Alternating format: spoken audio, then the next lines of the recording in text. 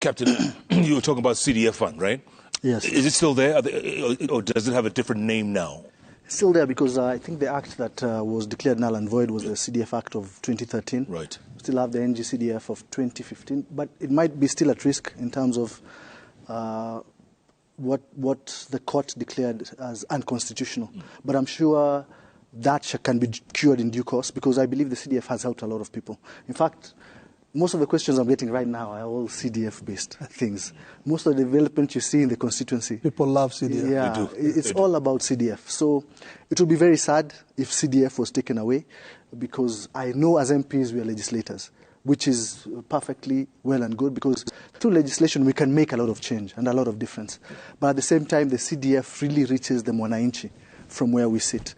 And I've seen it happening. Remember, we're not career politicians. And it's good that Mheshimiwa Adao is also not a career politician. Yeah. No. And for me, it's very refreshing when we have people who are out of politics coming in because I think it's genuine. These are people who actually want to make a difference.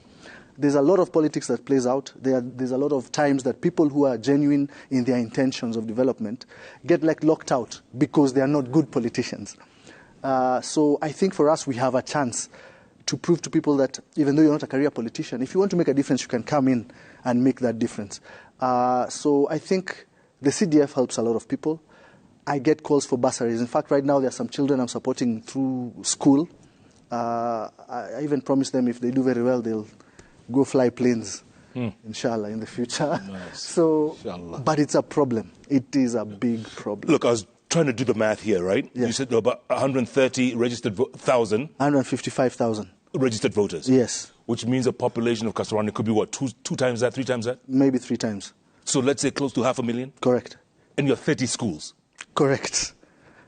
And Rai Ward is 100 square kilometers in the middle of Nairobi. So you have, when it rains, kids have to start crossing, those paddles. Yeah. Sometimes they can't even go to school. And we're in Nairobi, I don't think it gets talked about enough, but something must be done.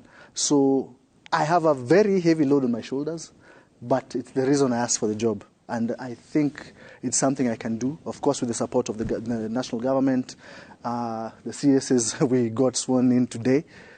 We have to step it up to ensure, because at the end of the day, these are basic rights of our people. Article 43 of our Constitution talks about right to health, right to food, right to education, but we have a lot of children who cannot go to school due to lack of school fees. We talk about free education, but somehow there are some charges that are always levied in these public schools that you have now families struggling even to get food.